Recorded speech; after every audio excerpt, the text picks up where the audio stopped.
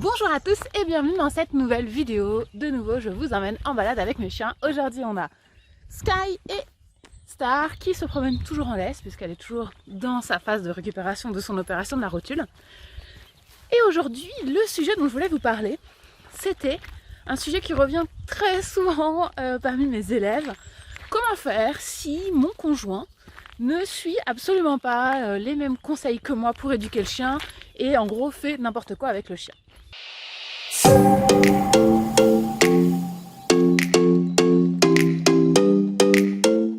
Alors c'est en effet une question qui revient très souvent et qui ne concerne pas forcément d'ailleurs que les conjoints, ça peut être aussi les enfants, les colocataires, bref, les personnes de votre entourage qui n'appliquent pas les conseils que vous leur donnez ou qui ne travaillent pas le chien de la même manière que vous.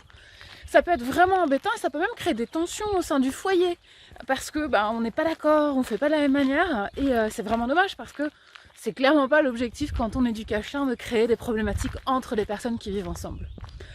Donc j'ai plusieurs conseils à vous donner quand vous vous retrouvez dans cette situation. La première chose à faire si la personne remet en cause la manière dont vous travaillez avec votre chien, c'est déjà de lui montrer que ça fonctionne. Les actes parlent plus que les mots. Donc plutôt que d'expliquer, d'essayer de convaincre, montrez simplement que en faisant ces exercices, vous avez un chien plus concentré, plus attentif, qui marche en laisse détendue, qui revient quand vous l'appelez.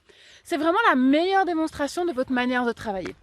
Maintenant, si votre conjoint fait totalement l'inverse de ce que vous faites, et si vous avez l'impression qu'il fait n'importe quoi, dites-vous quelque chose, c'est que le chien fait très bien la différence.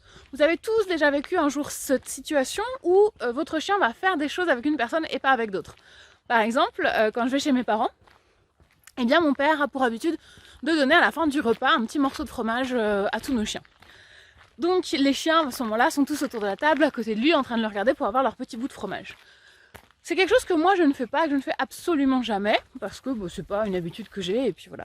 Ça me pose pas de souci que mon père le fasse, c'est son petit plaisir à lui, et il le fait, il n'y a aucun problème pour mes chiens, voilà, à aucun niveau. Mais mes chiens ont très vite appris en fait que c'était pas du tout la peine d'essayer de demander du fromage à moi ou à quelqu'un d'autre. Ils ont très bien compris que c'était mon père et seulement mon père qui avait ce genre de comportement, c'était seulement mon père qui allait leur donner du fromage. Donc ils sont capables d'ajuster leur comportement, leurs attentes et leur compréhension par rapport à la personne qui est en face d'eux.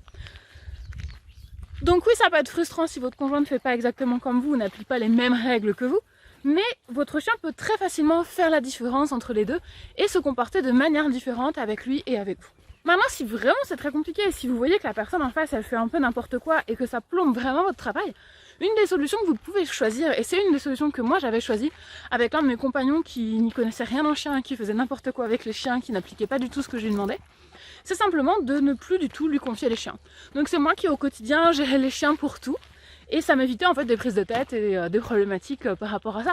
Parce que voilà, lui n'avait rien à gérer par rapport au chien, donc il pouvait pas mal faire vu que je ne le laissais pas faire.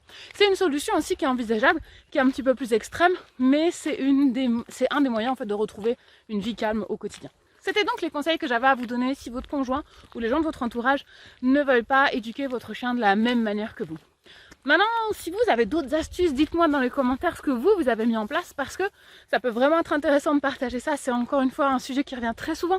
Donc si on peut être plusieurs à s'entraider là-dessus, à partager là-dessus, ça serait vraiment cool. Donc dans les commentaires, si vous avez eu d'autres expériences, d'autres manières de faire, n'hésitez pas à nous partager votre témoignage. N'oubliez pas de liker cette vidéo et de la partager si elle vous a plu, mais surtout abonnez-vous pour ne pas manquer les prochaines vidéos. Et je vous dis à très bientôt pour parler chien.